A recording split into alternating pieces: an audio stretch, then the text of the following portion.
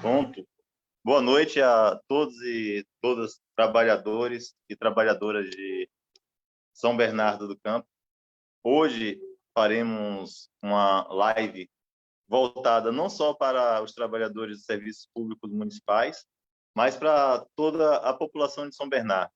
Fazer o trabalho do Sindicato Cidadão. Nossa ênfase sempre foi na população em geral. E hoje iremos falar um pouquinho sobre o envelhecimento. Envelhecer com qualidade, né? Mas antes de passar para esse tema, eu gostaria de dialogar um pouquinho especificamente com os trabalhadores da educação do município de São Bernardo. Por quê? Como é de ciência de todos, ganhamos uma liminar que iniciou-se lá no dia 4 de março o processo, né, que a gente, quando teve a possibilidade de retomada de atividade presencial, nós, trabalhadores, nos juntamos, discutimos em uma assembleia como que iríamos proceder a partir dali. Numa decisão, primeiro, a diretoria decidiu entrar com ação, a juíza de primeira instância negou para a gente que a suspensão das atividades presenciais naquele tempo, e aí, junto com os trabalhadores, decidimos entrar com recurso e a desembargadora concedeu a liminar. E é sempre bom lembrar, gente, que essa liminar, ela é para defender a vida dos trabalhadores, das trabalhadoras, em geral, do Serviço Público Municipal de São Bernardo do Campo. Pena que o nosso sindicato não pode atuar para fora dos serviços públicos municipais, porque senão a gente estaria, como todos os outros sindicatos estão, brigando para que os trabalhadores tivessem a garantia de vida e ficassem em casa se cuidando. E aí, sexta-feira, salvo engano, na quinta-feira à noite, a prefeitura na segunda-feira passada, teve uma rede pedindo para as pessoas retornarem essa segunda-feira, né? A gente entrou com uma petição dizendo que não dava, saiu a rede sexta-feira, segunda-feira as pessoas tinham que retornar à atividade presencial. A gente entrou com peticionou na justiça, falando sobre uma afronta a liminar. A juíza deu um prazo de 2 dias para a prefeitura justificar porque ela estava querendo afrontar aquela liminar, e a prefeitura responde para a juíza dizendo que ela não estava afrontando a liminar porque o trabalho a liminar era só para servidores sindicalizados, e que ela pede para que a juíza defira a possibilidade de vacinação de todos os trabalhadores, e não apenas os sindicalizados. E aí, é bom a gente focar bem nesse ponto, porque quando entramos com ação, quem financia o nosso jurídico, quem financia os nossos trabalhos, quem financia essa live que está acontecendo aqui agora? Os servidores públicos sindicalizados. Mas, quando a gente vai para uma negociação, quando a gente vai discutir uma abrangência geral, a gente negocia por todos os trabalhadores municipais, quem é sindicalizado e quem não é sindicalizado. E, nesse momento, o nosso pedido é para todos vocês, sindicalizados ou não. A desembargadora e a juíza, todos os momentos, ela cita que essa liminar, ela cobre apenas a base que o Sindicato dos Servidores Públicos Municipais representa. no nosso entendimento, a nossa base representada são os servidores do município de São Bernardo. Quem tem poder de decisão sobre o sindicato são os servidores sindicalizados. E aí, desde o início, a gente está falando que, no entendimento do nosso jurídico, todos estão protegidos. E ainda mais que a liminar, ela suspende as atividades presenciais nas escolas. Se ela suspende as atividades presenciais dentro das escolas, os trabalhos presenciais, para todos os trabalhadores cobertos por nosso estatuto, que lá dizem quais são os trabalhadores da educação, então ninguém deveria estar indo para a escola nesse momento. E a prefeitura, ela começa a fazer uma jogada de tentativa de divisão da categoria, dividir quem é sindicalizado e quem não é sindicalizado. E nós estamos aqui porque o que precisamos nesse momento? A consciência de classe. Quem sou eu? O trabalhador público do município de São Bernardo. O que acontece se eu for me deslocar de casa para o serviço? Principalmente as pessoas que usam transporte público. Eu posso me contaminar. E numa situação dessa de contágio, o que pode acontecer comigo, posso acabar da pior forma para uma pessoa que é contaminado. Posso morrer. E aí, nós, trabalhadores e dirigentes do Sindicato de Servidores Municipais, estamos defendendo a vida de todos os trabalhadores, de todas as pessoas que estão no chão da escola, de todos, sem exclusão. Mas, sempre o prefeito trabalha no intuito de dividir a categoria, de enfraquecer a luta dos trabalhadores. E aí, uma coisa que ele sempre vem falando, e que eu peço para vocês também, quem não é sindicalizado, se juntar a essa luta nossa, para que a gente tenha mais condição de lutar com mais vigor, com mais força. Sindicalize-se. E não vamos cair nas fake news que estão sendo soltas pelo governo. Fake news de dizer que o sindicato está lutando por uma parcela dos trabalhadores. O sindicato luta por todos os trabalhadores. Fake news de dizer que na liminar só protege quem é sindicalizado há X tempo. Não existe isso. Lá simplesmente fala que são os trabalhadores do serviço público municipal que são cobertos por nosso sindicato. E o nosso sindicato, a abrangência dele é do município. E aí, o que a gente não pode confundir é, exemplo, uma pessoa que trabalha nas escolas particulares do município de São Bernardo. Ela pode sofrer dessa liminar que a gente ganhou? Não, porque a base dela é do Simpro-ABC. As pessoas que trabalham nas escolas municipais, que são concursadas, que prestam serviços nas escolas municipais, estão cobertas por essa nossa liminar. Porém, para que a gente tenha mais segurança, para que a gente tenha mais condição de trabalho, precisamos estar juntos, precisamos estar sindicalizados. Mas, até agora, hoje, 26 de abril de 2021, não tem nenhum ponto dizendo, em nenhum lugar, que o sindicato pediu vacinação só para as pessoas sindicalizadas. Ao contrário, a gente pede vacinação para todos os trabalhadores, todos e todas. Semana passada, a gente lançou uma campanha junto com a Federação dos Trabalhadores Municipais, chamada Vacina para Todos. Ou seja, pessoas a partir de 18 anos que podem tomar as vacinas que estão circulando no Brasil, devem tomar o mais rápido possível. E essa é a nossa bandeira, uma bandeira de que a vacina tem que ser universal e tem que ser rápida, para que não se perca os efeitos, para que a gente não tenha mutação viral e daqui a pouco não consigamos mais controlar esse vírus.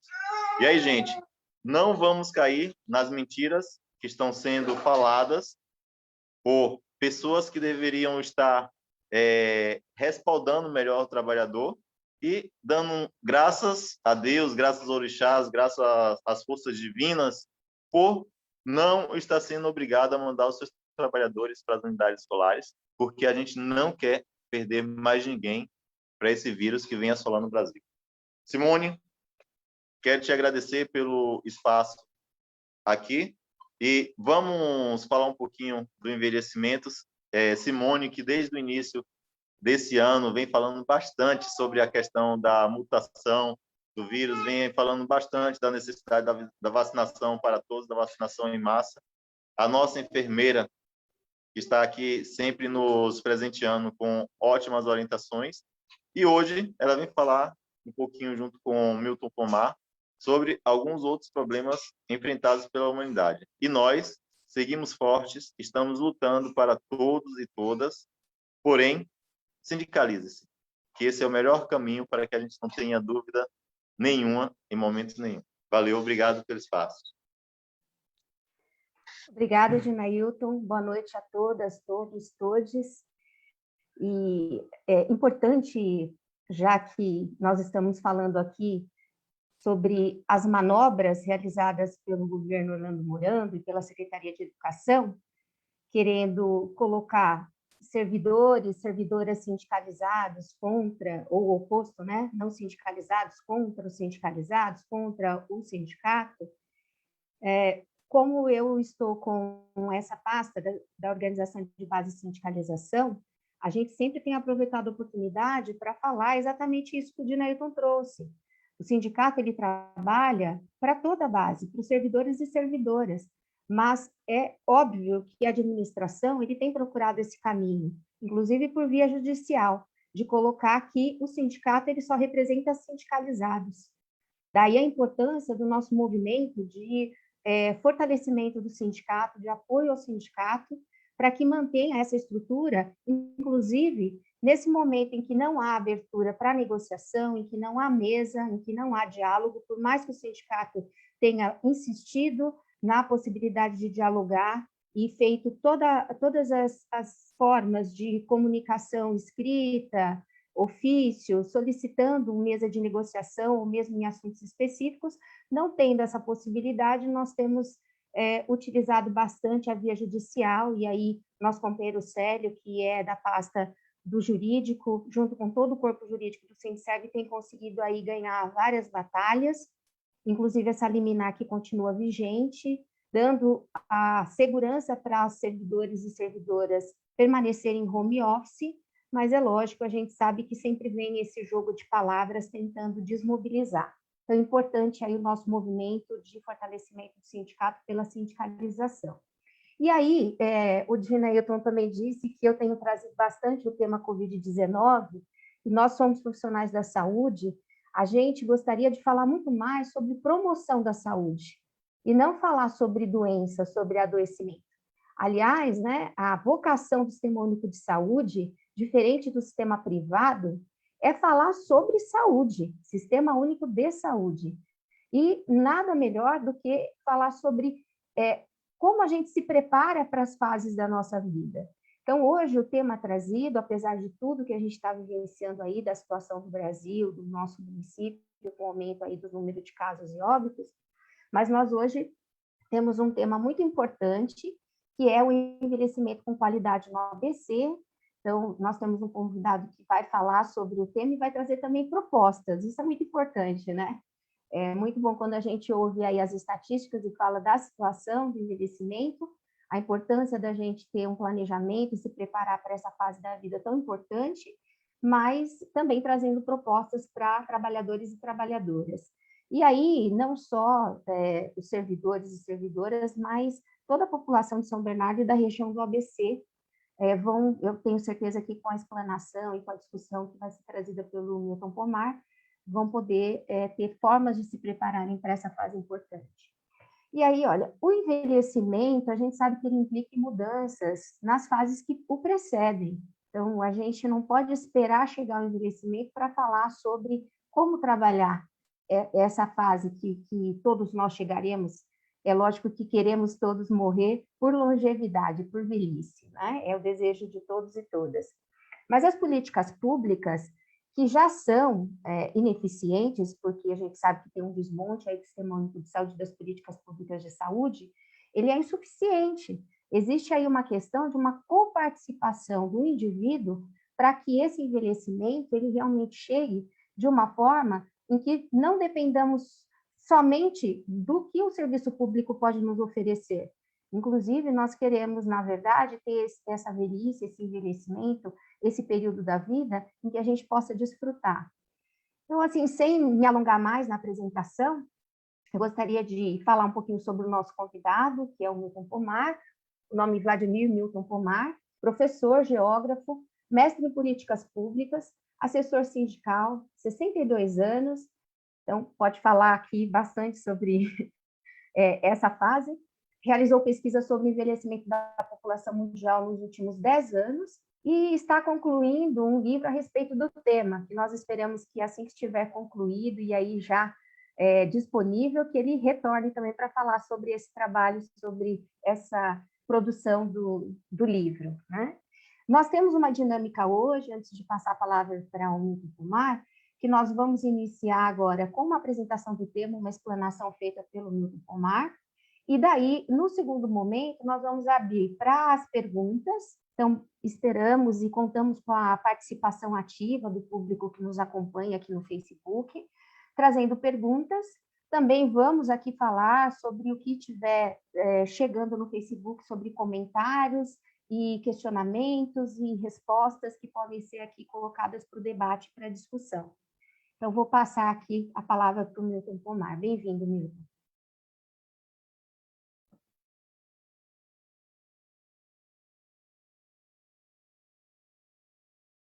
Milton, acho que o microfone está desligado. É verdade, é que eu tinha seguido a orientação de desligar. Bom, boa noite. Eu quero agradecer a oportunidade às dirigentes e aos dirigentes do sindicato para falar sobre um tema que todos nós estamos vivenciando, todos nós temos pessoas idosas na nossa família, pessoas idosas entre nossos amigos e amigas, e a gente só não se deu conta de que esse fenômeno é muito maior e muito mais rápido do que o que a gente poderia imaginar. Não faz muito tempo, a propaganda no Brasil é de que o Brasil era um país jovem, se fala muito na juventude, e de repente você pega um estado como o Rio Grande do Sul, que em outubro do ano passado já tinha mais idosos e idosas do que jovens. Aí você diz, bom, peraí, o que está acontecendo, né? Então, eu vou pedir para apresentar, eu trouxe uma apresentação com slides, eu vou fazer aqui deixa eu ver se eu consigo fazer, e aí a gente fica mais fácil tem que ser habilitado, cadê o Dinailton? Eu tenho que ser habilitado para poder colocar aqui, Dinailton.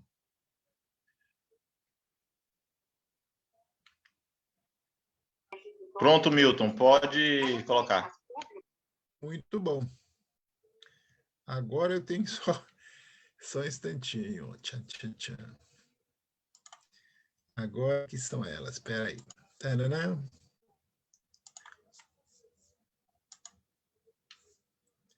Eu estou aprendendo esse negócio.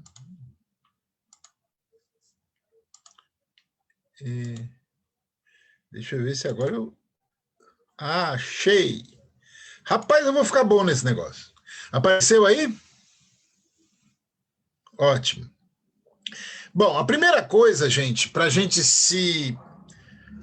nada como uma figura, né?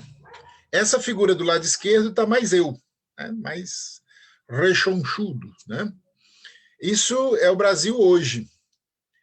Mas, quando a gente pega e olha o que vai ser o Brasil daqui a pouquinho, 2035, você diz, tá, mas por que deu essa emagrecida no Brasil ali, né? Por que a coisa... O que significa essa mudança? Por que uma figura está mais gordinha e a outra está mais espichada? Aqui é uma maneira da gente ver como que a população brasileira está ficando mais velha. Quer dizer, a base dela ela diminui e a parte do meio e a parte de cima vai aumentando a quantidade de gente nessas faixas de idade, que vocês vejam que começa com 0 ano e vai até mais de 100, né? Então, a gente observa como vai mudando. Em poucos anos, eu estou mostrando 2020 e 2035, apenas 15 anos, nós vamos ter uma mudança dramática, né? Bom, por que essa mudança está ocorrendo no Brasil e está ocorrendo no mundo também? Essa é uma mudança que já vem há alguns anos, desde os anos 60.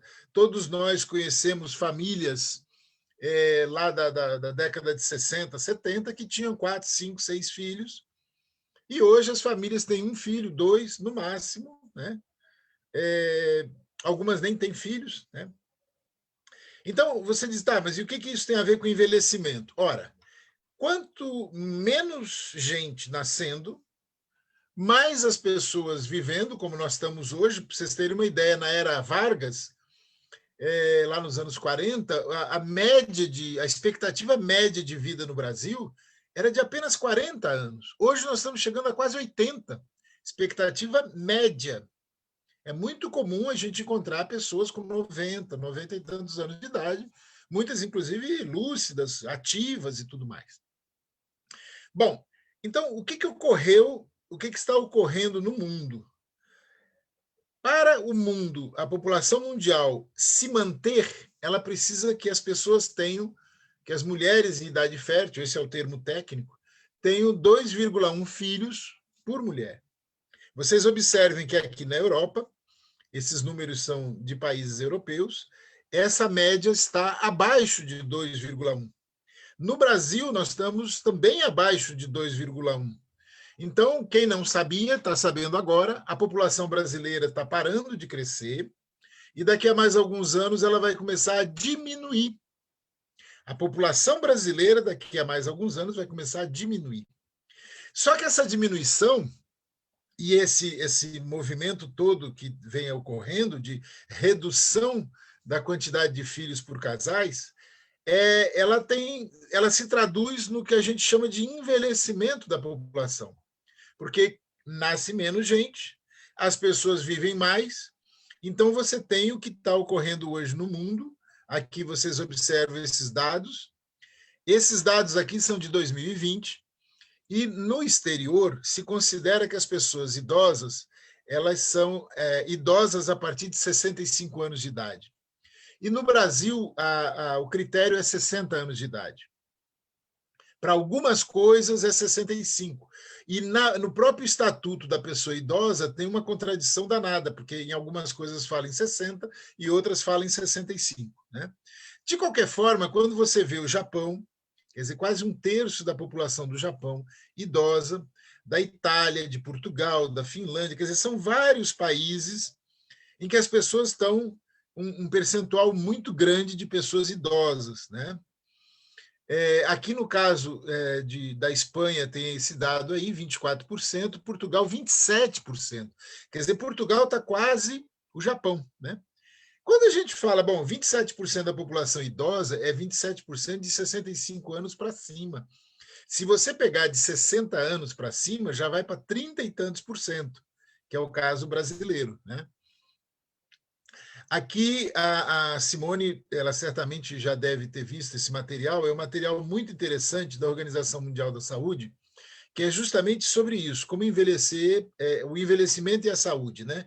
É um informe mundial sobre isso, está aqui o endereço, o link para quem quiser acessar, esse material vai ficar à disposição.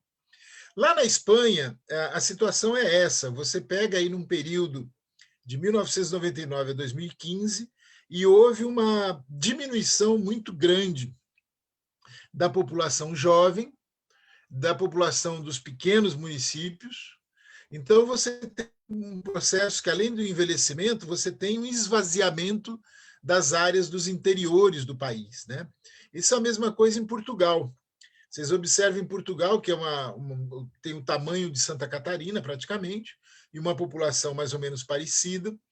E a esperança média de vida em Portugal já está nos 80 e tantos anos. As mulheres vivem mais, né? Então, a média da esperança de vida é sempre um pouco menor e a esperança de vida das mulheres é sempre um pouco maior. Em geral, é 6 anos a mais que as mulheres vivem do que os homens. O contrário é verdadeiro, quer dizer, os homens morrem primeiro. Os homens morrem, em média, 6 anos antes das mulheres, né? Isso é uma média mundial. Na Rússia é pior, são 11 anos de diferença. E no Brasil, dependendo do estado, é um pouco mais, um pouco menos, né? Isso aqui é só para a gente ver a questão de Portugal, como as pessoas foram vivendo mais e como isso se traduz nesse problema que vocês estão vendo aqui, né?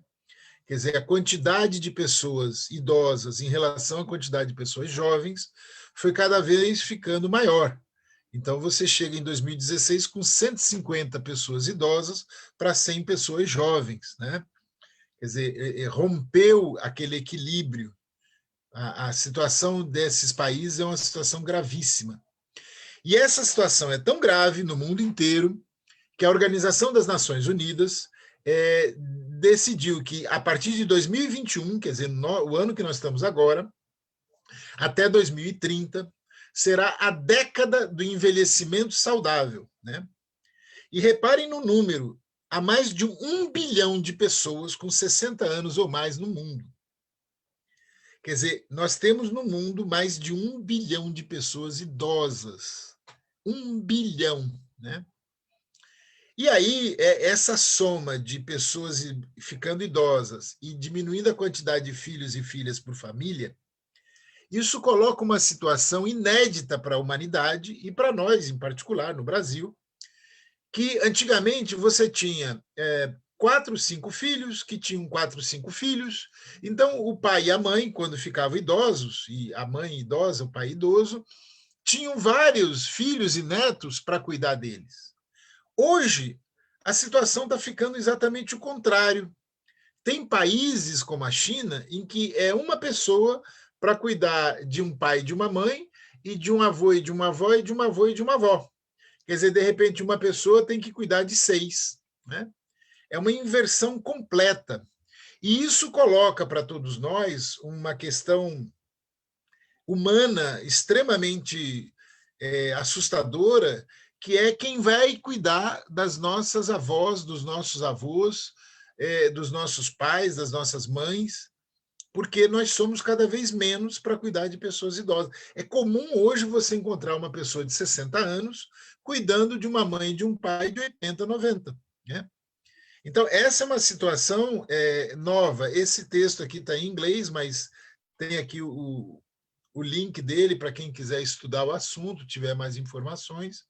Aqui é da ONU, é da Divisão de População da ONU, que mostra, desde 1950, como é que o mundo foi aumentando a população urbana, a população rural. Então, para quem tiver interesse em saber mais, tem aqui essas informações. Esse instituto também ele estuda a questão da demografia humana, ele vai mostrando como que houve essa mudança e em 2045, 2050, o que estão esperando, né? Nos países mais desenvolvidos, nos países menos desenvolvidos. Eu coloquei esses dados para quem tiver interesse em saber um pouco mais. E aí a gente entra numa região que é uma região hoje com a situação mais grave do mundo, que é a Ásia, né? A Ásia tem uma situação, Japão, Coreia, China, tem vários países asiáticos, a Índia, que estão numa situação dramática em termos de envelhecimento. São regiões com populações gigantescas. A Índia tem 1 bilhão e 400 milhões de habitantes, a China tem 1 bilhão e 400 milhões de habitantes, e os outros países todos são sempre populações bastante grandes. E esses países, eles hoje estão com um processo de envelhecimento tão acelerado. Vocês vejam, a China, o país, daqui a pouco vai ter 1/4, em 2030, quase 25% da China vai ser idosa, né? Então, nós estamos falando de 1 bilhão e 400 milhões de habitantes, que vai ter 25% disso idoso. Isso tudo, aqui tem os links também de algumas matérias, alguns artigos. Aqui mostra para vocês uma coisa muito interessante. Como é que caiu na Ásia a fertilidade, a taxa de fertilidade? Então, todos esses países deixaram de ter 6, 8, 10 filhos para ter 1, 2 filhos, né? Isso foi assim, foi um mergulho em pouquíssimo tempo. Na China, houve uma política de redução da população. Ela foi colocada em prática a partir do momento em que a China atingiu 1 bilhão de pessoas. A população da China, em 1981, era de 1 bilhão de pessoas. E nesse ano, eles colocaram em prática essa política, que ficou conhecida como política do filho único, e que agora, há poucos anos atrás, em 2015, eles avaliaram que ela tinha conseguido evitar que a população chinesa aumentasse, além do que ela aumentou, mais 300 milhões de pessoas. Existem estimativas que falam em até 400 milhões de pessoas. Quer dizer, deixaram de... essa quantidade gigantesca de gente deixou de ser somada à população gigantesca da China. Quer dizer, se não houvesse essa política, a China teria hoje entre 1 bilhão e 700 milhões de habitantes e 1 bilhão e 800 milhões de habitantes. Então, essa política teve uma importância grande naquele momento, que deu uma segurada no crescimento populacional chinês. O que é interessante saber? Por que eu estou falando da China nessa situação? É porque no Brasil, no mesmo período, sem que houvesse uma política de Estado, houve uma redução extremamente parecida com a da China. Quer dizer, por uma mudança comportamental da população, nós tivemos, em termos de resultados extremamente parecidos com os da China. Então, nós hoje temos uma taxa de fertilidade no Brasil que é quase a mesma da China. Nós temos uma situação demográfica, uma situação populacional extremamente parecida. A diferença é que lá teve uma política para atingir esse objetivo e aqui não. Aqui a coisa caminhou através de uma mudança comportamental da população, que é uma coisa incrível, né? Qual é o problema dessa situação na China e no Brasil? O problema é que nós estamos hoje vivendo uma situação que provavelmente não tem retorno. Na China, desde 2016, eles acabaram com essa política do filho único e eles estão tentando reverter esse processo, eles estão tentando que a juventude tenha mais de um filho, os casais tenham 2 filhos, não apenas um. Lembrando que 2 ainda assim é menos do que 2,1, né? Quer dizer, é menos do que o mínimo. E lá na China eles estão tentando isso e não estão conseguindo até agora. Aqui no Brasil, há uma situação extremamente parecida, mas não há nenhuma reação do ponto de vista dos governos estaduais, nacional, para reverter esse quadro. Então, nós estamos caminhando no Brasil para uma situação de não ter volta. Quer dizer, nós vamos chegar daqui a alguns anos a um momento em que o país vai estar envelhecido e a gente não vai ter jovens em quantidade suficiente, que é o caso de Portugal hoje. A gente pode dizer que Portugal é o Brasil amanhã, né? A situação que Portugal está vivendo hoje é que o Brasil vai enfrentar em 2035, 2040. Essa situação ela é importante a gente entender que ela tem uma série de implicações na qualidade de vida das pessoas. As pessoas se aposentam com 50, 55, 60 anos de idade, 65, e vivem mais 30, 40 anos. Com uma aposentadoria extremamente magra, né, uma aposentadoria pequena, as pessoas passam necessidade por causa disso, com um atendimento em várias áreas extremamente deficitário. Então, passa a ser um sofrimento. Ficar idoso ou idosa, sendo pobre, que a maioria da população é pobre, é um sofrimento continuado, um sofrimento cada vez maior. As pessoas têm problemas de saúde crônicos, têm doenças degenerativas, têm uma série de debilidades, e isso vai só piorando, porque elas não têm quem fique com elas não têm atividades para se manterem lúcidas, enfim.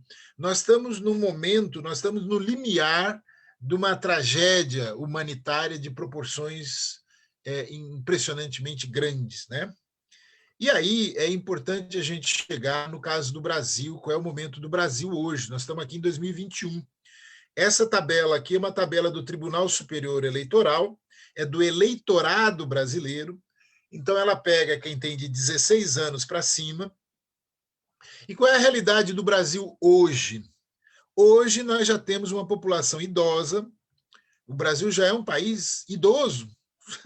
As pessoas acham estranha essa expressão, né?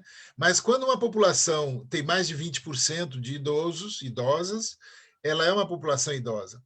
Nesse caso, não é em relação a toda a população. Aqui nós estamos fazendo uma análise com base nos números do eleitorado, do cadastro do eleitorado brasileiro. Por que eu estou utilizando o cadastro eleitoral e não o censo do IBGE? Porque o censo do IBGE está defasado. O censo do IBGE é de 2010. Era para ter sido feito outro em 2020, não foi feito por causa da pandemia. Agora, em 2021, eles não vão fazer novamente porque cortaram os recursos. Então, nós vamos ter o censo do IBGE talvez em 2022, 2023, né? E isso vai quebrar toda a lógica dos censos, da série histórica e tal. Então, eu estou utilizando o dado mais atual que existe hoje no Brasil, que é o dado do cadastro eleitoral, né? Do Tribunal Superior Eleitoral. Então, vocês observem que na faixa, que eu diria que é pré-idosa, né? Que é de 45 a 59 anos, que são as pessoas que vão ficar idosas até 2035, quer dizer, daqui para até 2035, essas pessoas vão ingressar na condição de idosas. Veja, é mais do que o que tem hoje. Hoje tem 20% e tem mais 25% do eleitorado brasileiro que vai ingressar na condição de pessoas idosas. Então, nós vamos chegar em 2035 com alguma coisa em torno de 50 milhões de pessoas idosas. Vocês fazem ideia do que é isso, gente? Um país como o Brasil, com 50 milhões de pessoas idosas. Veja, hoje tem 30. Vai chegar a mais de 50. Então vai ser um impacto, e eu estou falando daqui a 14 anos, rapidinho passa, né? Bom, aí a gente vai para São Paulo, o estado de São Paulo. A situação de São Paulo é um pouquinho pior do que a do Brasil. Nós temos em São Paulo hoje já 20,9%, quer dizer, quase 21% de pessoas idosas. Nós temos aquela faixa que vai chegar à idosa daqui a pouco, né? Já está chegando agora, 2021 até 2035, são mais 26%. Então, nós vamos ter em São Paulo, no estado de São Paulo, alguma coisa em torno de 12 milhões de pessoas idosas, que é o dobro do que tem hoje. Veja o que é isso, gente. Nós estamos falando em apenas 14 anos, dobrar a quantidade de pessoas idosas no estado de São Paulo. Passar de 6,6 para mais de 12 milhões. Olha o impacto que é isso. Nós estamos falando de pessoas que têm uma mobilidade reduzida, de pessoas mais frágeis em termos de saúde, em termos físicos, pessoas que precisam de cuidados maiores, que têm despesas médicas maiores, né? Despesas de saúde maiores. E aí a gente chega em São Bernardo do Campo. São Bernardo do Campo é uma situação... peguei o censo do IBGE de 2010, o cadastro do TSE de 2010 e o cadastro do TSE de 2021. O que vai acontecer com São Bernardo? São Bernardo tinha uma quantidade pequena de pessoas idosas em 2010, era 10%. Pelo censo do IBGE já chegava um pouquinho mais, chegava a 13%, quase 14%. E aí você pula para 2021. Em 2021, São Bernardo do Campo tem 21% da sua população adulta, quer dizer, do seu eleitorado, já na condição de pessoas idosas, vai ter mais 26% agora entrando nessa situação, e nós vamos ter lá em 2035 um total em São Bernardo do Campo de 250 mil pessoas idosas ou mais, né? Isso pode ser um pouco maior. É de 250 mil para cima, né? Porque como as pessoas vivem mais, então a tendência é só aumentar, né?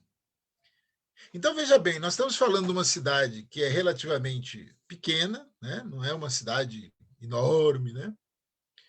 Mas é uma cidade que tem hoje 620 mil eleitores e eleitoras, e vai ter 250 mil pessoas idosas, né? É importante a gente entender que quando a gente fala mais idosas do que idosos, a diferença é grande, não é pequena, não.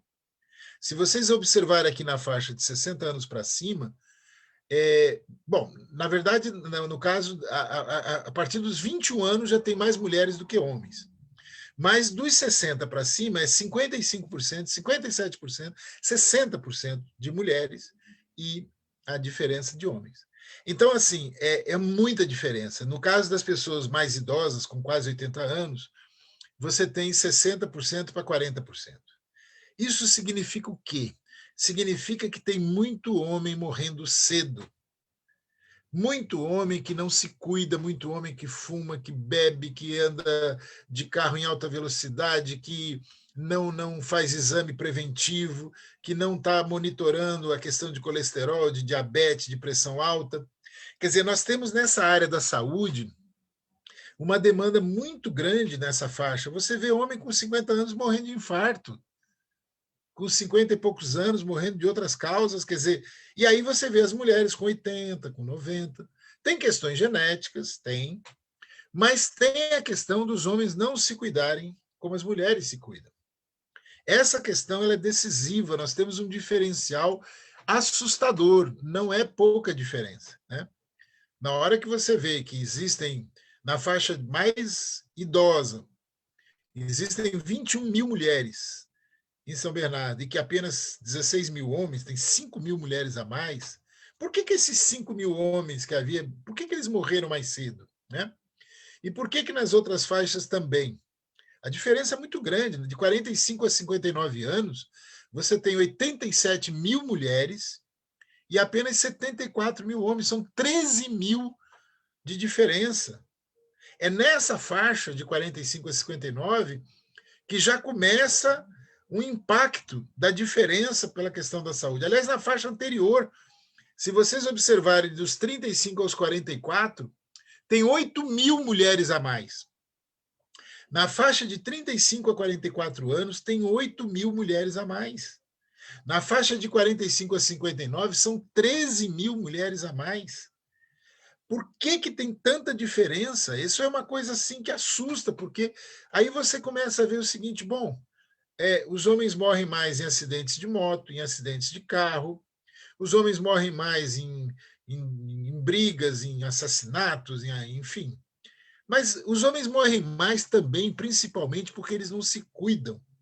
E essa é uma questão central, nós estamos falando de uma diferença muito grande, é uma quantidade muito grande de homens jovens, homens com 40 anos, com 50. Volta e meia a gente vê notícia, o fulano morreu com infarto, 42 anos, o outro morreu de câncer, 40 e poucos anos. Aí você vai ver, mas por quê, né? Então, essa é uma questão preocupante, muito preocupante em São Bernardo do Campo. Aqui é uma tabela do censo de 2010 de São Bernardo, tem os números do total do município e do centro da cidade.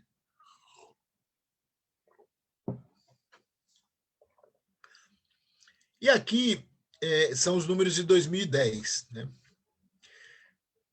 Para fechar essa questão de São Bernardo, eu acho que aqui tem um dado impactante que talvez algumas pessoas conheçam e outras não. Esses dados são de 2021 do Tribunal Superior Eleitoral, do cadastro do eleitorado. São Bernardo do Campo tem 138 mil, quase 139 mil pessoas que são analfabetas funcionais. Aí você diz, tá, mas o que isso tem a ver com a questão do idoso e da idosa? Tem tudo a ver, porque a maior parte dessas pessoas são idosas. Então, quando a gente vê que a pessoa com maior idade, ela não tem nem o mínimo do ensino, do nível de escolaridade, que é o fundamental completo, vocês observam a diferença gritante. A quantidade de pessoas que não têm o fundamental são 110 mil. E as que têm o fundamental completo são apenas 43 mil. Quer dizer, mais do que o dobro do que tem o fundamental, não tem o fundamental completo. Aí tem os analfabetos declarados e lei escreve que também, tecnicamente falando, é o analfabeto funcional. O que isso significa? Que essas pessoas que estão na faixa aí de 40, 50, 60 anos ou mais, são pessoas que têm mais dificuldade ainda de ter uma vida melhor, de uma vida com qualidade. Né? Quando a gente fala em envelhecimento com qualidade, o saber ler e escrever, o saber Isso faz toda a diferença. Faz, por exemplo, na área da saúde, da pessoa poder ler uma orientação de saúde, da pessoa compreender uma orientação de saúde. Isso é uma coisa provada, né? E na hora que a gente vê que São Bernardo do Campo, eu não estou falando lá em Pindamonhangaba, não, estou falando de São Bernardo, do lado de São Paulo, essa quantidade gigantesca de pessoas, com um agravante, porque nós estamos aqui no Sindicato dos Servidores Públicos Municipais, e essa realidade ela diz respeito diretamente a todo mundo que trabalha na área da educação, porque é o ensino fundamental, que é uma obrigação do município. O município tem a obrigação legal de fornecer o ensino fundamental para toda a população. E aqui a gente vê que 22% da população de São Bernardo não receberam da prefeitura esse direito que eles têm de acesso ao ensino fundamental, né? Aí a gente vai para Santo André. E aí a gente descobre que Santo André tem uma situação pior do que São Bernardo do ponto de vista da questão de idosas e idosos. Do lado de São Bernardo, você tem aí uma população hoje em Santo André, tem 25% do eleitorado de Santo André é idoso e idosa. 25% é maior do que de São Bernardo. São Bernardo é 20%, né? Aí você vê que em 2021, metade do eleitorado, aliás, desculpe, 2021 não, em 2021, somando idosas e pré-idosas, nós vamos chegar a 51%, quer dizer, significa que em 2035, praticamente metade do eleitorado vai ser idosa e idoso em Santo André. Mais ou menos 260 mil pessoas, mais do que São Bernardo, né? Aí a gente vai para Diadema. Diadema, a situação não é tão grave, tem mais jovens, tem menos pessoas idosas. Não é uma diferença muito grande, mas tem. Agora, nos próximos anos, Diadema vai ter um aumento muito grande de mais ou menos 150% da quantidade de pessoas idosas. Vai passar de 57 para mais de 140 mil.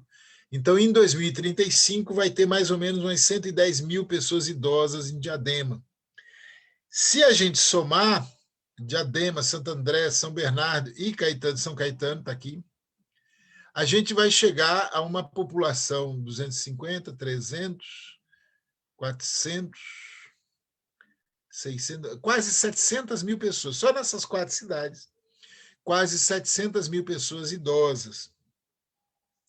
Bom, esse é o quadro dos municípios aí de São Bernardo, Santo André, Diadema e São Caetano. Se a gente pegar os municípios menores, a situação é pior. Sempre é isso, o município menor tem sempre mais idosas e idosos do que os municípios maiores. O que choca nesses dados é que, de repente, vocês dizem assim, pô, mas peraí, eu não sabia que a situação estava desse jeito. Pois é, a situação está desse jeito, né? E o que é interessante a gente saber agora? Que as coisas estão mudando, existem ações.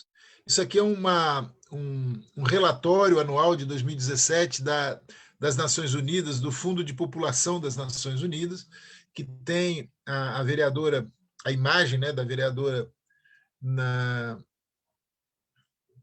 capa, da nossa Marielle Franco, né? É isso. E por que eles colocaram? Foi uma homenagem que foi feita, né? E é importante a gente saber que essas mudanças que estão sendo colocadas aqui, a China está com uma série de mudanças, o Japão, a Coreia do Sul estão tentando ver como é que alteram essa situação. O Portugal, em 2016, outubro de 2016, Portugal lançou esse programa chamado Coesão Territorial. E por que é importante o trabalho que Portugal está fazendo? Porque, para nós, pelas semelhanças, né, da língua e tudo mais, é um trabalho que a gente pode acompanhar de perto, né? Portugal tem uma situação muito parecida com a do Brasil. 75% da população está no litoral, como o Brasil, O interior está envelhecendo e esvaziando, empobrecendo, como o Brasil também. Só que lá eles começaram um trabalho, que é um trabalho desenvolvido por um coletivo de ministérios, e agora, recentemente, passou a ser um ministério. Eles criaram um ministério só para esse trabalho, que é o do envelhecimento com qualidade, né? Esse trabalho ele envolve a questão econômica, envolve a questão, enfim, vários aspectos, a questão de acesso à internet, várias questões, mas o central dele é o envelhecimento com qualidade. Na Espanha, que é uma situação extremamente parecida, quem viu ali os números, eles criaram um ministério da transição ecológica e do desafio demográfico. E é uma ministra, Teresa Ribeira Rodrigues.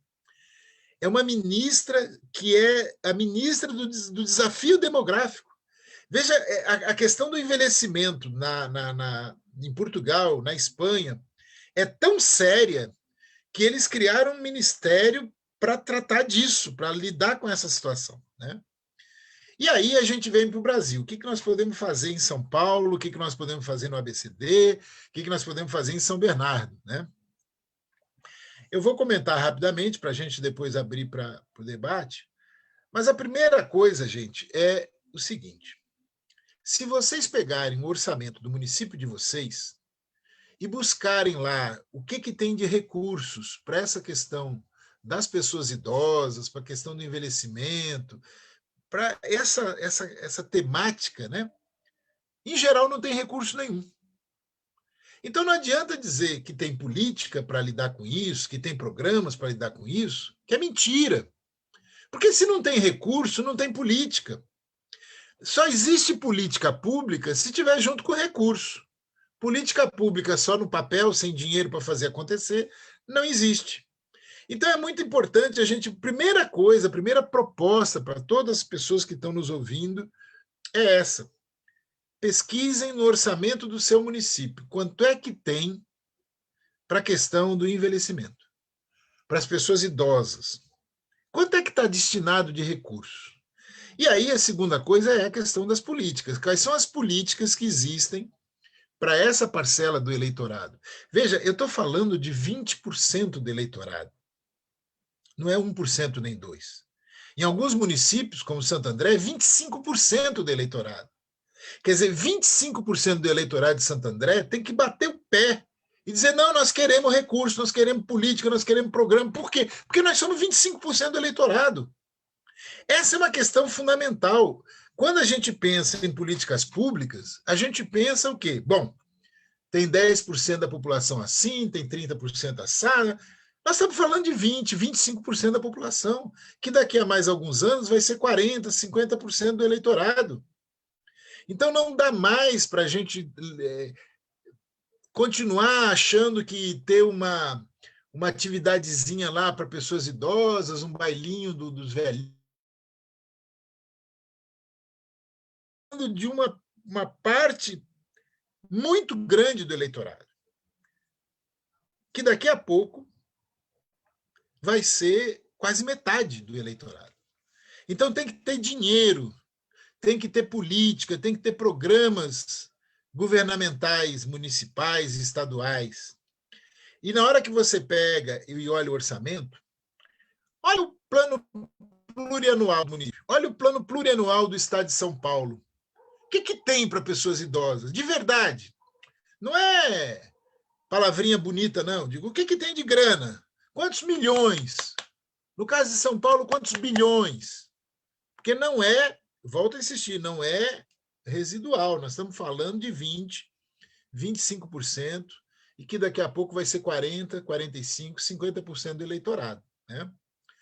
Outra coisa, quando a gente pega o Orçamento Geral da União, Orçamento Federal, o PPA Federal, o que é que tem no PPA Federal para as pessoas idosas?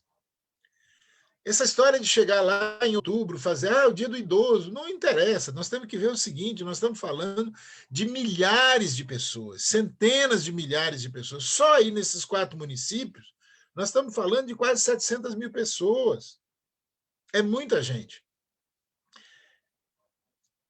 existe uma brigaçada danada nas universidades, nas entidades sindicais, todo mundo, né, sobre essa questão de dinheiro.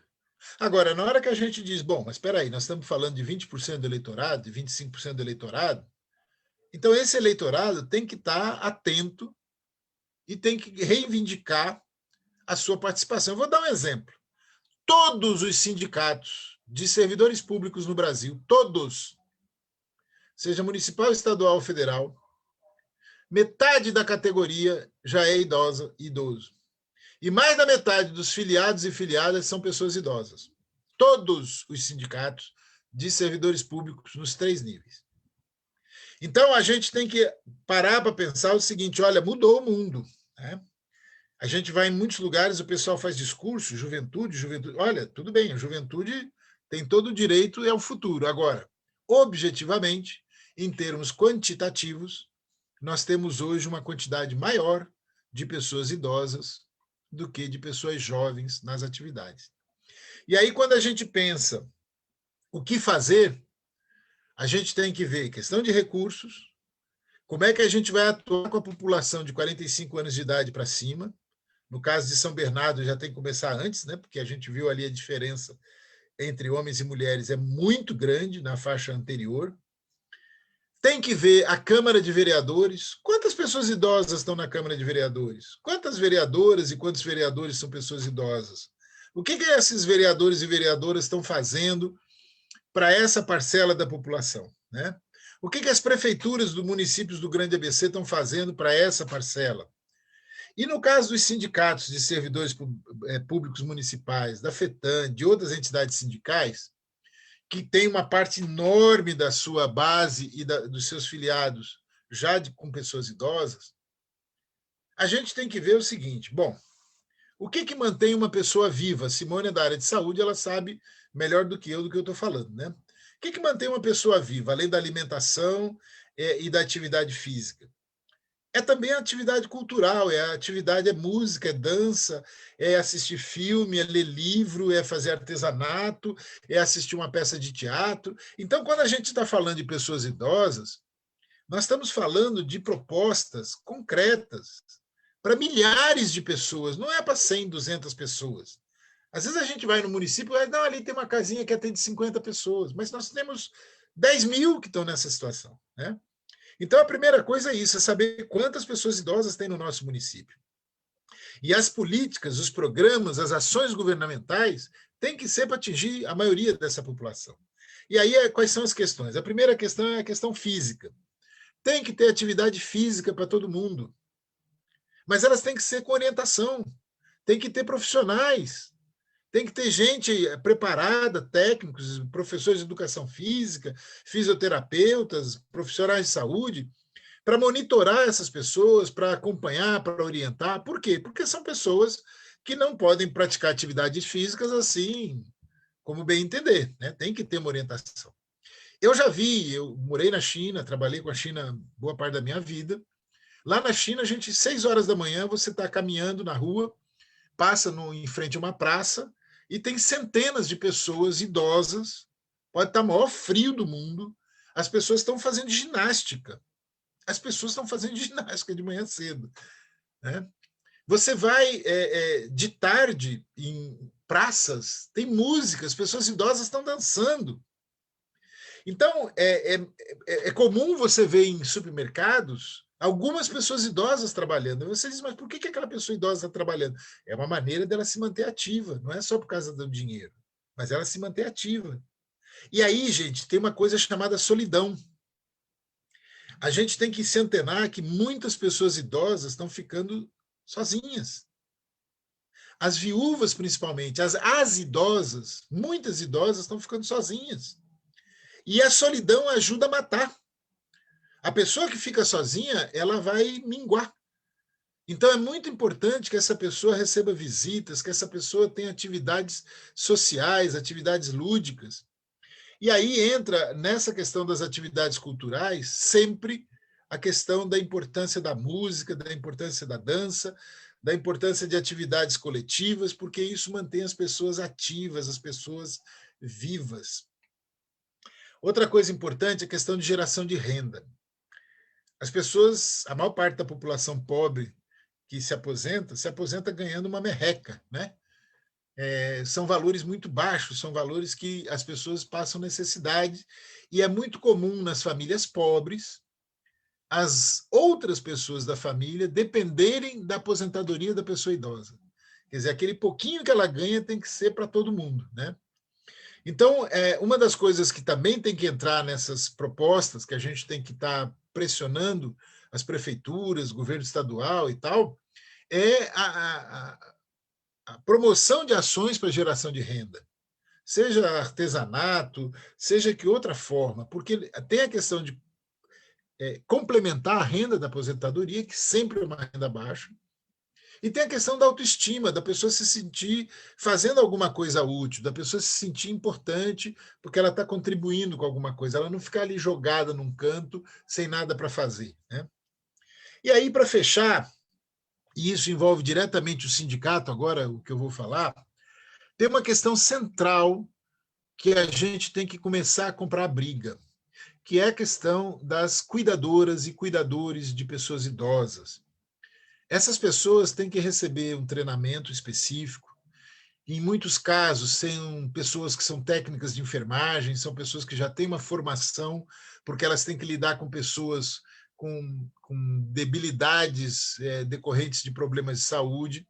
Então, não basta ela ser uma cuidadora, ela tem que ser uma cuidadora, mas tem que também saber o que fazer com aquela pessoa que tem problema de saúde. E isso, eu estou falando de centenas de milhares de pessoas que vão ter que ser preparadas nos próximos anos, no estado de São Paulo, para atenderem a essa demanda que vai mais do que dobrar nos próximos anos. Então, nós precisamos ter pessoas preparadas para cuidar de pessoas idosas. O parente cuida com carinho, cuida com atenção e tal, mas não tem o conhecimento, não tem o preparo, não tem o treinamento, né? E aí nós estamos falando em concurso público. Nós estamos falando na prefeitura contratar gente, no governo do estado contratar gente. É o estado. Por quê? Porque a maior parte da população pobre não tem condições de pagar profissionais hoje ganhando 3, 4 mil reais. Não tem, gente. A pessoa tem uma aposentadoria de 1.000 e poucos reais, vai pagar 2, 3 mil para alguém cuidar dela? Como? Essa é uma questão central. Os sindicatos de servidores municipais têm que brigar pela contratação, pela abertura de concurso público para contratação de pessoas para cuidar, pela formação em grande escala de pessoas para cuidar de pessoas idosas. E essa é uma questão central, porque nós não damos conta de cuidar de pessoas que têm doenças crônicas, pessoas que têm problemas de mobilidade. E aí entra uma outra coisa, que é o seguinte: em muitos municípios, São Bernardo, Santo André, Diadema, São Caetano, toda essa região da ABCD, precisa ter locais em que as pessoas idosas possam ficar durante o dia. Por quê? Porque o filho, a filha, sai para trabalhar, ela fica ali naquele local, que ela tem orientação, que ela tem acompanhamento, que ela tem sociabilidade, né? E no final da tarde, quando a pessoa da família volta do trabalho, pega e leva para casa. Essa é uma modalidade barata, mas que permite que a pessoa fique cuidada, que a pessoa tenha alguém ali de olho, atenta à questão de remédio, de alimentação, de hidratação. Muita gente não sabe que idosos morrem de desidratação, né? E existe também a necessidade daqueles estabelecimentos públicos para que as pessoas idosas fiquem o tempo todo, em período integral. São pessoas com mais debilidade econômica, debilidade física, que precisam ter um acompanhamento mais em período integral e que tem que ter o poder público. As pessoas pobres não têm onde ficar. A gente vai ver uma casa de classe média, eu não digo nem de rico, não, onde as pessoas idosas ficam, hoje é 4, 5 mil reais. É 4, 5 mil reais. Quer dizer, como é que uma pessoa pobre, com uma renda familiar de 1.000, 2.000 reais, vai pagar para o idoso da família ficar num lugar que custa 5 mil? Não tem como. Ou o poder público entra nessa parada, ou então nós vamos ter uma tragédia em grandes proporções nos próximos anos, né? Então, são algumas questões porque também, se eu fosse me estender aqui, a gente ia ficar a noite toda falando sobre isso, mas são algumas questões para a gente refletir. É uma realidade que a gente sabe, que a gente conhece, só não tem noção de que ela está tão feia assim, né? Tão grande assim. E agora eu abro para a gente debater e complementar com outras informações, para também não me estender muito, né? Deixa eu voltar aqui no como é que é o negócio. Tararam. Acho que é aqui, né? Achou. Aí, voltamos. Olha, eu estou aprendendo a mexer com esse negócio. Tá bem, hein, Milton? Melhor do que eu. Me enrolo mais. É um aprendizado Mas eu para apanho todos ainda. nós. Muito boa a sua explanação, Milton, trouxe aí.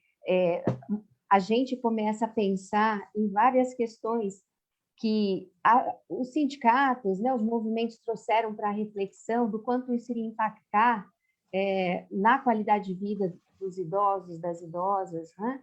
E aí eu acompanhei aqui pelo Facebook os comentários. Tem uma pergunta inicial que eu acho interessante, que o João Paulo traz, que é sobre o número de óbitos, de mortes pela Covid-19 de idosos, essa inversão que a gente já está caminhando para ter mais óbitos do que nascimentos, e se isso, de alguma forma, vai impactar nessa estatística de número de idosos para o futuro.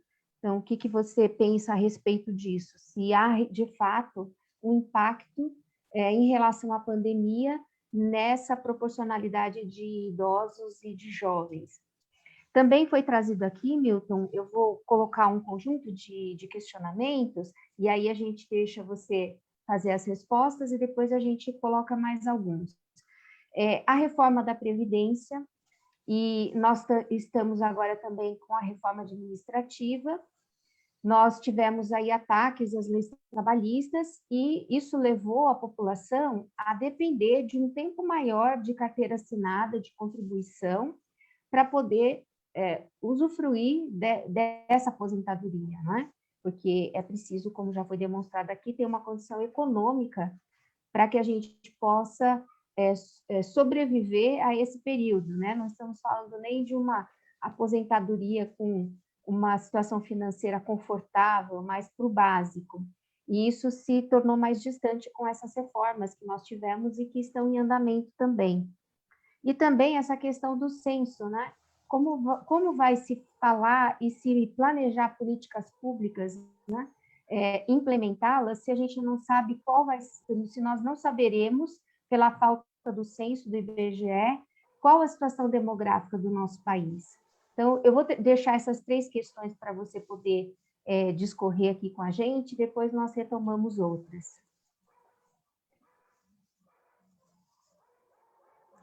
Só uma questão, naquela questão do número de óbitos por Covid, tem uma segunda pergunta ali, né? São 2 questões.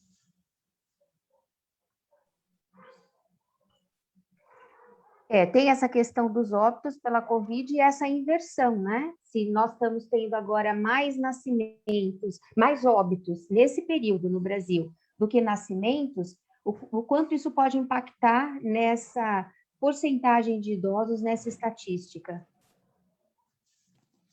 Ok. Milton, antes de você responder, liga o vídeo, a tua câmera. Estou mandando um comando só. Aê, perfeito. Você estava querendo me ver, é isso? Tá certo. Sempre. Não, é que é tanta coisinha para clicar e de vez em quando eu clico errado e aí some tudo, tem que começar tudo de novo, então... Mas assim, olha, primeira coisa, número de óbitos de idosos por Covid. A Covid, essa pandemia, ela fez uma limpa no mundo de pessoas idosas.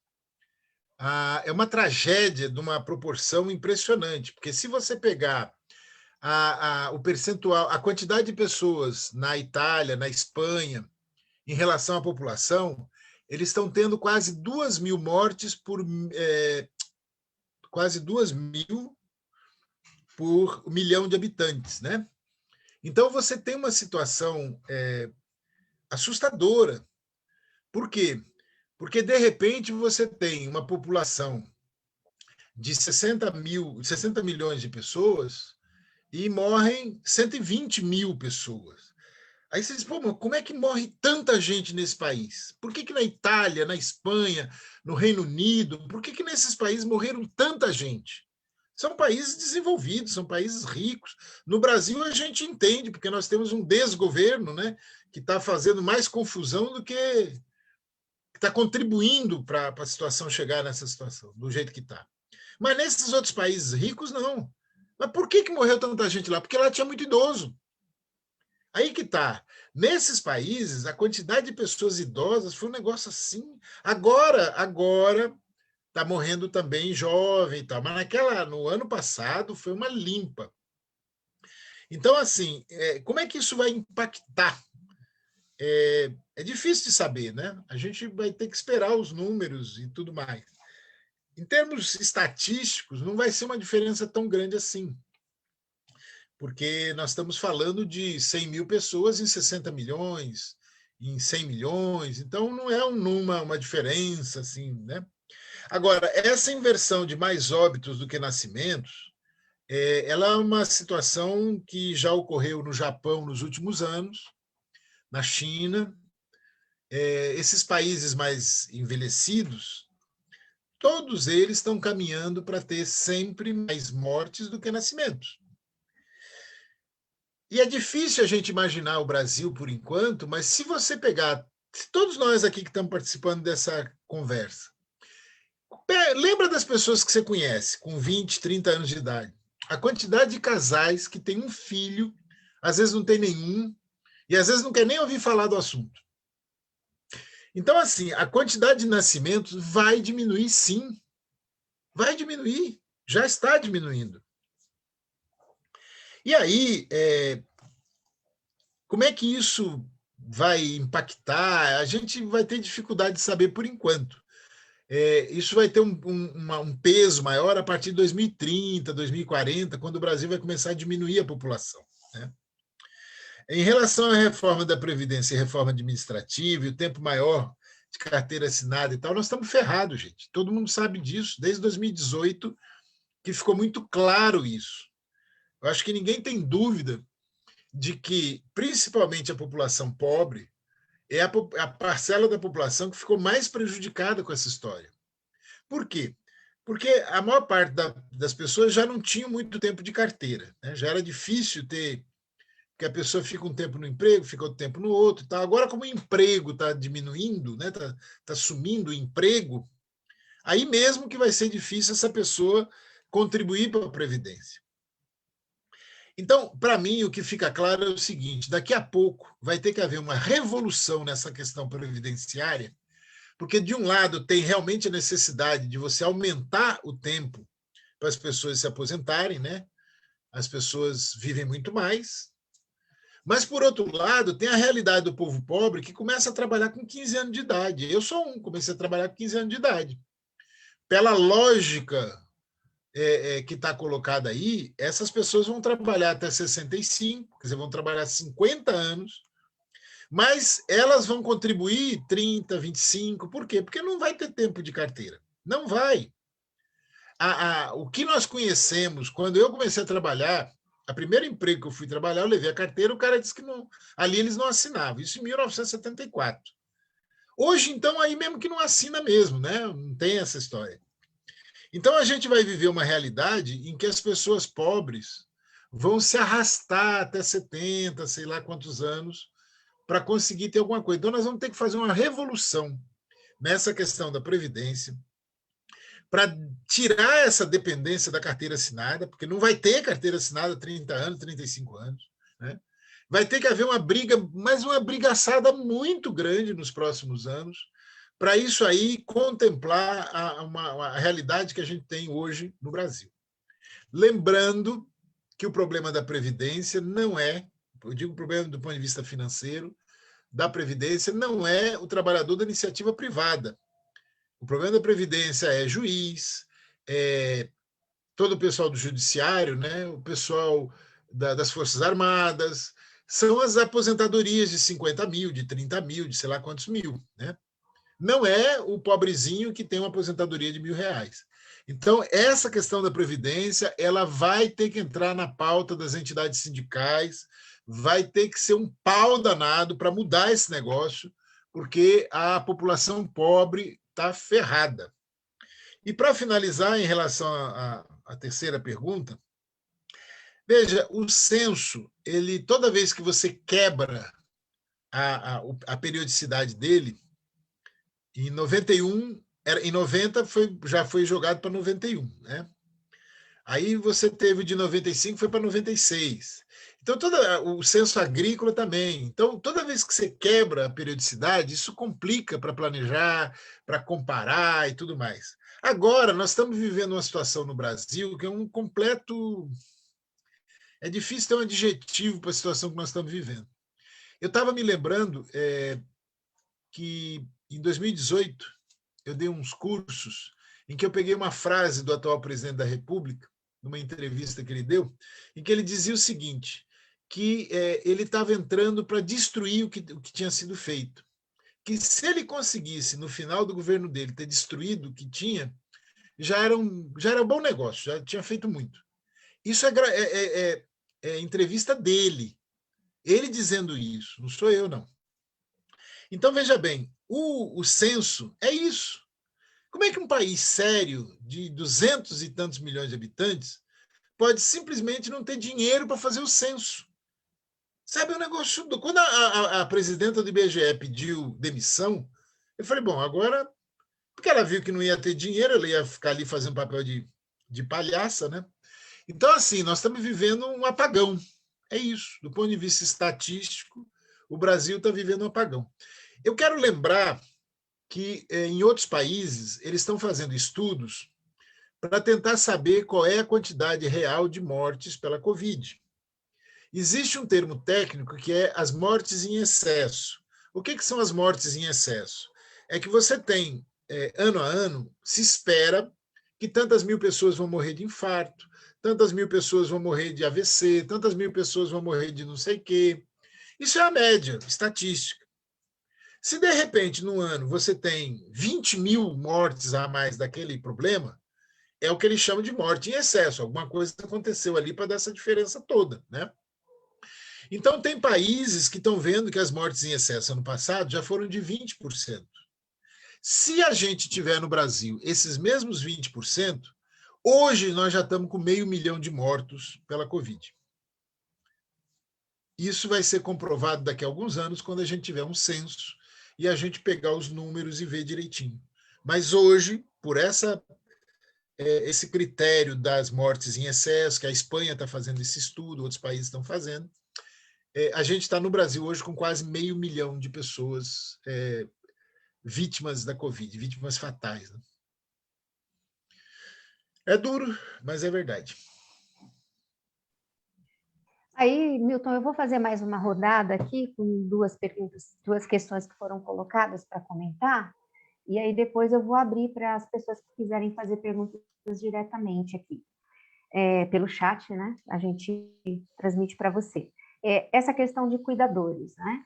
É uma função que ela não está ainda nos serviços públicos de saúde, né? Então, existe a necessidade de uma pressão que precisa vir do sindicato, dos movimentos populares, da própria representatividade da população idosa, para que essa função seja criada nas municipalidades, né, nos serviços públicos, e que sejam feitos concursos para a contratação dessas pessoas. A gente sabe que hoje, na periferia, eu atuei bastante nessa área de saúde da família, como enfermeira assistencial, e indo para o território, muitas vezes a gente via que o BPC, que era o benefício de progressão continuada, ele era utilizado integralmente pela população pobre, pelos familiares, para pagar uma cuidadora, que geralmente é do sexo feminino, né? Mas também tem cuidadores do sexo masculino. Então, esse benefício era utilizado integralmente para poder viabilizar, porque os filhos, os familiares precisavam trabalhar, e aí isso impactava também na possibilidade de ter uma situação alimentar, uma segurança alimentar para a família, e a questão de não ter outras formas, né, de viabilizar esse cuidado. Então, para você comentar um pouquinho sobre esse movimento para mudanças no setor público e também as políticas de socialização. Por exemplo, aqui em São Bernardo, durante o governo anterior ao atual, foi colocada uma política importante que é o de Bem com a Vida, aqui em São Bernardo. E o de Bem com a Vida, ele era voltado para a população idosa e não pensando na questão só da atividade física. Era bastante para atividade física, mas principalmente trazendo a possibilidade da socialização com atividades culturais. E com relação às verbas para isso, né, uma disputa muito grande que vai precisar ser feita também. Agora a gente viu na aprovação do orçamento um comentário colocado, muito mais dinheiro para as emendas parlamentares, né, bilhões, 48 aqui foi colocado, eu não me lembro o valor exato, mas retirado do SUS, retirado da assistência social, retirado da educação e colocado para as emendas parlamentares. Então, ainda uma disputa aí de orçamento. Deixar essas 3 questões para você comentar e depois eu vou abrir para perguntas diretas que as pessoas que estão nos acompanhando queiram fazer. Pois é, essa questão de cuidadores, de não estar nos serviços públicos, não está formalmente, mas na prática a gente tem o pessoal da assistência social, o pessoal da saúde, que na prática acaba ajudando, mas não é isso que você falou, quer dizer, não são pessoas que estão para essa função, né? Elas acabam ajudando, mas não tem hoje ainda esse enquadramento, né, no funcionalismo público municipal, estadual e tal. E aí o que a gente vai ter que ver é o seguinte, nós estamos falando, eu volto a insistir, de uma demanda de milhares de pessoas, mas milhares de pessoas. Não é uma demanda pequena. Porque, assim, quem conhece o assunto sabe que uma pessoa que cuida, ela cuida 6 horas, 8 horas. Então, ela é uma pessoa que cuida de 1/3 do tempo que a pessoa precisa. Então, vai precisar pelo menos mais uma pessoa, pelo menos, para cuidar de uma pessoa que tem mais... Então, assim, de repente você tem 2, 3 pessoas para cuidar de uma, né? Dificilmente alguém vai conseguir ficar o dia inteiro em função de uma pessoa, porque também fica uma coisa pesada, até psicologicamente, né? Porque você lidar com uma pessoa, às vezes, que tem muita deficiência, muita necessidade ali é complicado. Aí entra essa necessidade da formação, do concurso público, a questão da gente ver na periferia, como é que vai resolver isso na periferia, gente? É muito comum você chegar num lugar pobre, tem lá uma casinha, lá um ranchinho no fundo, que tem um idoso, uma idosa deitado lá que nem se levanta, né? Então, na periferia, isso ganha uma proporção humanitária terrível, porque as pessoas realmente passam necessidades de todo tipo. Aí tem uma coisa que eu esqueci de comentar, que é uma coisa importante. Na questão da geração de renda, é importante trabalhar com a perspectiva em todos os municípios da gente conseguir a questão das fraldas geriátricas, de se produzir fraldas geriátricas, os próprios idosos, num trabalho de geração de renda que a prefeitura organize, produzirem fraldas geriátricas. São muito caras. Uma pessoa pobre nunca vai ter condições de pagar. Então, é um drama, assim, um negócio terrível. Bom, essa iniciativa da Prefeitura de São Bernardo de Bem com a Vida, existem hoje iniciativas em vários municípios, algumas muito interessantes. No estado de São Paulo tem grupos de gerontologia, de gente que discute essas questões. Tem muita coisa acontecendo no Brasil todo, no mundo todo.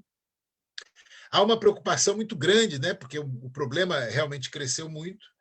Mas aí a gente entra no drama, que é o que você acabou de falar, dessa história dos recursos, né? Quando você vê que os recursos da União eles são destinados para corrupção, porque as emendas parlamentares é isso, né? O presidente quer que o pessoal vote determinada coisa, ele quer não sei o quê, ele vai lá e faz aquilo ali moeda de troca, né? Então a gente tem uma situação assim, não tem dinheiro para o IBGE, para o censo, né? não tem dinheiro para o programa como Mais Médicos, não tem dinheiro para vacina, não tem dinheiro para oxigênio, não tem, mas tem dinheiro para fazer balcão de negócio. E, nesse caso, eu não vejo outra alternativa nos municípios a não ser a população ir para cima. Agora, por exemplo, daqui a pouco nós vamos ter o orçamento do ano que vem sendo votado, né? Então tem que ir para cima, tem que começar a brigar, dizer, nós queremos que bote dinheiro no orçamento para essa questão. Por que não tem piscina pública para pessoas idosas? Quanta ginástica que você pode fazer dentro da água, hidroginástica, né? Que as pessoas que têm problema de quadril, têm problema de fêmur, têm problema de não sei o quê, vai fazer hidroginástica. Mas pobre não tem piscina pública, pô. Tem que ter piscina pública. A natação para uma pessoa idosa é um negócio fantástico. Então, assim, a gente tem que ter uma outra maneira de olhar essa questão. Nós não estamos mais falando daquelas bobagenzinhas que se fazia antigamente, chazinho para idoso, para dança. Não, nós estamos falando agora de 20% do eleitorado, de 25% do eleitorado. Então, nós temos que ter consciência do peso que a população idosa tem hoje em qualquer município. E, no caso do Sindicato dos Servidores, que tem um percentual altíssimo de pessoas idosas nos seus filiados, ele pode dar o exemplo, né? Ele pode dar o exemplo, ele pode começar a puxar, como vocês estão fazendo aqui hoje. Quer dizer, essa iniciativa de vocês de puxar essa discussão já é um primeiro passo muito importante. Porque vocês estão dando exemplos, dizendo, não, nós estamos aqui se preocupando, nós estamos aqui vendo que caminhos, né? Eu acho que é isso, eu não sei se eu pulei alguma coisa, mas... É isso, Milton. Para completar, tem duas questões aqui que eu queria colocar para a gente finalizando essa discussão. Falando sobre o analfabetismo na cidade, o analfabetismo funcional, a baixa escolaridade. Então, aqui em São Bernardo, recentemente, a política para a educação de jovens e adultos, educação profissional, sofreu um ataque grande, está tendo um desmonte aqui acelerado, e a gente sabe que isso faz parte da política também, porque quando você não dá possibilidade de formação, as pessoas elas não têm oportunidade da educação e da educação profissional, isso faz com que elas fiquem menos ativas e participativas para cobrar os seus direitos, né? Então, também, na sua experiência aí com relação ao envelhecimento, se repete em muitos lugares e essa política ela é disseminada. E também aqui, uma outra companheira fala sobre... Você falar um pouquinho sobre essa experiência da China, se essas são políticas públicas implementadas, né? De fato, ou esses espaços para atividade física, para promoção da saúde, se ela é algo mais de mobilização da própria comunidade, do coletivo, ou se são políticas públicas implantadas, implementadas lá na China. Acho que para a gente finalizar, são essas duas últimas questões. Ok, em relação ao EJA, o que a gente tem que ver é o seguinte, o EJA não é para pessoas idosas, o EJA é para pessoas jovens adultas. E o drama do analfabetismo funcional é que ele pega uma grande parte das pessoas idosas, boa parte das pessoas idosas são analfabetas. Então, quando a gente vê que entre os adultos tem pessoas analfabetas, uma quantidade, em São Bernardo são quase 9 mil, se você for ver, essas pessoas analfabetas são idosas. As pessoas, é muito comum você encontrar uma pessoa idosa que diz, eu fiz até o 3º ano, né?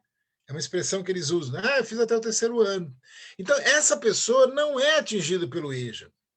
Então, o que tem que ter é um programa para pessoas idosas, para que essas pessoas possam realmente ter acesso, aprender a ler, aprender a escrever, enfim, é uma outra coisa. Em relação à China, e aí eu falo da China, mas eu estudo não apenas a China, na China também porque eu conheço, né, convivência. O que a gente tem na China? Você está em qualquer cidade, você está caminhando numa rua, e aí tem uma areazinha assim com aquelas coisas de ginástica, aqueles equipamentos de ginástica. e aí você tem gente idosa fazendo ginástica. Uma vez eu tentei fazer, quase me destrambelhei todo. Não sei como é que eles conseguem, né? É uma prática impressionante. Mas eles têm uma questão cultural da importância para a atividade física. Então, você vê gente idosa de bicicleta para tudo quanto é canto, você vê gente idosa subindo escada, você vê gente idosa de tarde nos condomínios andando, né? De manhã fazendo ginástica, aquele negócio do tai chi, com aquelas espadas, com aqueles negócios. E aí não interessa se está frio, se está calor, eles estão ali fazendo. Essa história de dançar, quer dizer, eles têm uma coisa de cuidar da atividade física, de dar valor para a atividade física em tudo quanto é canto. É impressionante, em tudo quanto é canto tem aqueles equipamentos de ginástica. Em tudo quanto é cidadezinha do interior, em Beijing, na capital, você anda nos bairros, lá tem sempre aqueles negócios. Aí tem um aspecto interessante, cultural, que é o seguinte: os chineses dão muito valor à questão da comida como uma questão terapêutica. É muito comum você estar comendo e eles estarem dizendo, ó, isso aqui é bom para tal coisa, isso aqui é bom para não sei o quê. E aí, veja, é um povo que fuma feito é o povo que mais fuma no mundo, né? 40% dos fumantes do mundo são chineses. E, no entanto, eles têm, e isso se reflete num aspecto terrível, que é a questão dos AVCs. É muito comum você ver idoso que sofreu derrame, né? Com a parte, né, andando meio... Mas é impressionante como eles comem alho, cebola, gengibre, pimenta. Tem uma série de coisas que eles comem, muita verdura, né? Eles dão muito valor a essa, comem pouca carne bovina, né? Eles têm uma dieta realmente muito... Mas sempre com essa preocupação, isso aqui faz bem para a saúde, já como isso, porque isso aqui é bom para a saúde. E aí uma outra coisa que é a questão do chá. Eles tomam muito chá, né? Principalmente chá verde, mas eles tomam o tempo todo. Bom, em relação aos chineses, o que eu acho que a gente tem que ver é o seguinte: qual é o drama que eles vivem hoje, e não só os chineses, os japoneses também, os coreanos também, a questão do suicídio entre idosos. Aumentou a taxa de suicídio entre pessoas idosas, principalmente da área rural. Por quê? Porque essas mudanças todas que estão ocorrendo são muito agressivas. Para uma pessoa de 80, 90 anos de idade, ele fica doidinho com esse monte de coisa, ele não consegue se situar mais. Então, esse é um fenômeno de saúde pública nesses países, e que eu não acredito que seja só na Ásia, deve estar ocorrendo também em outros países, né, na Europa, enfim, que é a questão do suicídio entre pessoas idosas, aumento da taxa de suicídio, né? E um aspecto importante, quando a gente analisa a diferença entre China e Brasil, por exemplo, nessa questão, é a questão de como eles se relacionam com as pessoas mais idosas. A questão do respeito, a questão daquela, sabe, de você respeitar porque a pessoa tem mais experiência de vida, né? Só que isso também começou a mudar. E aí teve uma coisa impactante, eu fiquei impactado. Eles tiveram que fazer uma lei na China obrigando os filhos a visitar os pais. Por quê? Porque os filhos migram, saem da área rural, vão para as cidades, entram naquela máquina de moer carne, né? Porque uma cidade grande de 10, 20, 30 milhões de habitantes é um negócio de doido. E aí o cara entra, começa a trabalhar, e não quer nem mais saber de ir lá visitar pai e mãe. Pois teve que haver uma lei agora, é recente essa lei, que obriga os filhos a visitar pai e mãe. Então, para a gente ver a mudança cultural que a lógica das grandes cidades, dessa sociedade de consumo, essa coisa toda, que agora é obrigado, o cara não pode, se ele não for visitar pai e mãe, o pai e mãe pode denunciar ele para a polícia que ele não está indo lá visitar. Pra vocês verem como a coisa muda, né? Eu quero só pedir uma coisa, Simone, que é só um minutinho. Eu acho que tem uma questão que na área da saúde tem que ser discutido para valer. Existem muita coisa de saúde da criança, saúde da mulher, e não tem de saúde do homem. Tem que ter um programa de saúde do homem para 40 anos em diante, porque a diferença de mortalidade, de mortandade, do nome que você queira dar, entre homem e mulher a partir de 40 anos de idade é um negócio muito chocante. E isso tem a ver diretamente com o fato de que os homens, por uma questão cultural, eles não é só negócio de exame de próstata, não, eu estou dizendo de tudo. Os caras não fazem de colesterol, de glicose, de pressão alta, de não sei o que. Então, de repente, você vê um cara novo morrendo, aí nunca mediu pressão, não sabia nem que tinha pressão alta, né? Então, assim, tem que fazer isso, porque as pessoas estão morrendo muito cedo. Não tem sentido você ter, de repente, um casal em que ela vai até 90 e ele morre com 40. Quer dizer, não é só genética, tem a questão da estupidez humana, né? Das pessoas beberem demais, fumarem demais, enfim. E aí entra essa questão da saúde do homem, quer dizer, tem que ter um programa para isso. Eu fico chocado dos números estão aí, né?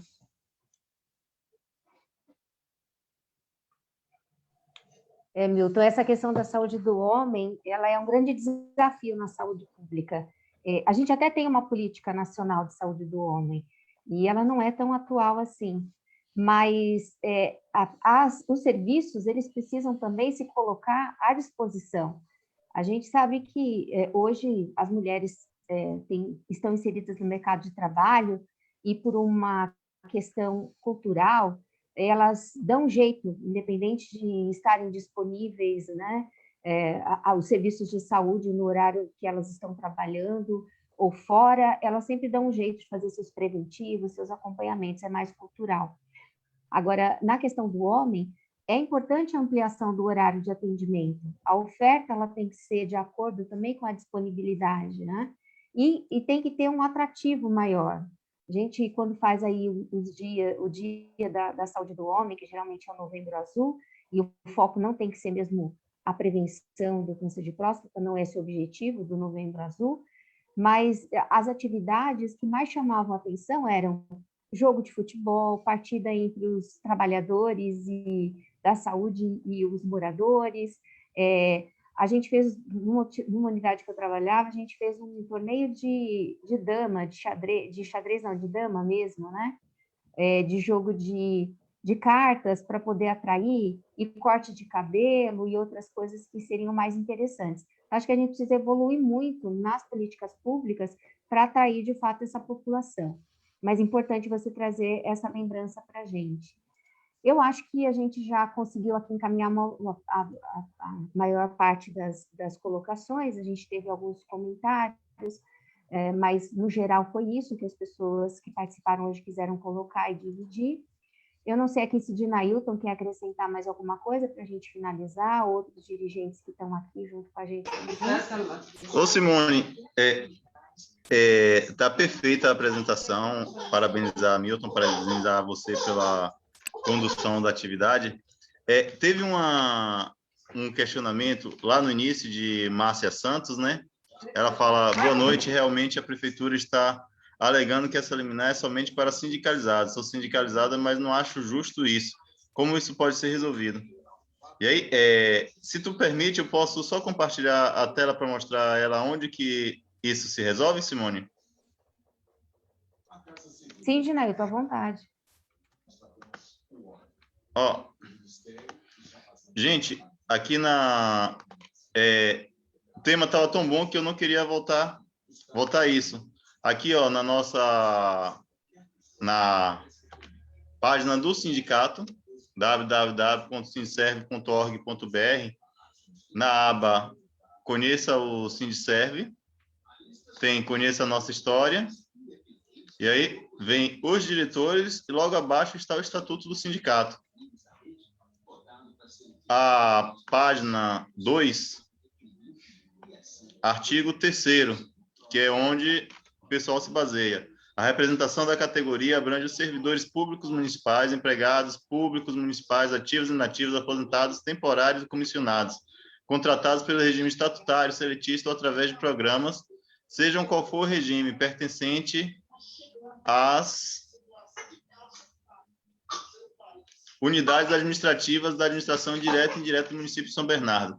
Parágrafo único. Entende-se por unidade administrativa da administração direta e indireta todos os setores, departamentos, secretarias vinculados à prefeitura, empresa pública, sociedade de economia mista, autarquias municipais, agências reguladoras, agências especiais, consórcios públicos, Faculdade de Direito e a Câmara Municipal de São Bernardo do Campo. E aí, o estatuto está à disposição para todos os sócios que quiserem ver. De repente, até quando tiver a live, que vir alguma fake news, né? Contra o sindicato é de todos vocês, coloquem isso. E aí, Milton, os comentários que estão vindo uma ótima aula do professor Milton Pomar, junto com Simone Sierra, falando sobre a melhor parte da nossa vida, né, que é o nosso envelhecer e envelhecer bem. E aí eu gostaria de te agradecer em nome de todos os trabalhadores dos Serviços Públicos Municipais de São Bernardo e, com certeza, fazer das tuas palavras as nossas palavras, né? Uma das preocupações do sindicato, como eu falei logo no início, nós temos um viés de sindicato cidadão, não só o sindicato para proteger a parte dos sócios, mas o sindicato que possa ajudar na proteção da comunidade. Aqui no ABC tem essa característica, né? A gente vê sindicatos metalúrgicos agora com sindicatos metalúrgicos, químicos, bancários, todos os sindicatos daqui da região fazendo a campanha de solidariedade. Nós, servidores, também estamos participando dessa campanha Fome Dói. Poderia se preocupar só com os metalúrgicos, só com os químicos, só com os bancários, só com os servidores públicos, mas estamos preocupados com todas as pessoas que compõem a sociedade. As pessoas estão passando fome. E aí, como uma amiga, uma das espectadoras colocou na sua fala, temos o problema com os idosos, que está acontecendo agora na segunda fase da vacinação, que muitos estão esquecendo, moram sozinhos, estão esquecendo de se vacinar. E aí uma preocupação que temos que ter é como que podemos fazer para cuidar dessa parte. E aí veio na memória, com tuas falas, seu Ernesto, Dona Maria de Deus, seu Bahia, alguns idosos históricos que sempre estão na militância com a gente e que a gente precisa cuidar dessas pessoas para que a história delas sirvam de referência para a gente. Tudo bem que eu já saí da juventude, estou no limbo agora, não sou mais jovem, eu sou o quê? E aí, ainda não sou o idoso, né? Não sou o griot, mas fica essa preocupação aí para a gente passar. Olha, se você não se cuidar, você não vai ser idoso mesmo. Com certeza. Pois é, mas tem que ter esse atento isso, que a gente às vezes não se dá conta que ser idoso é porque o cara conseguiu chegar lá, né? Exatamente. Tem muita gente que não consegue, muito homem que não consegue, né? Sim. Mas o básico é isso. Muito obrigado por essa atenção e até por esse toque, né? Vamos nos cuidar para que a gente chegue à idade de idoso.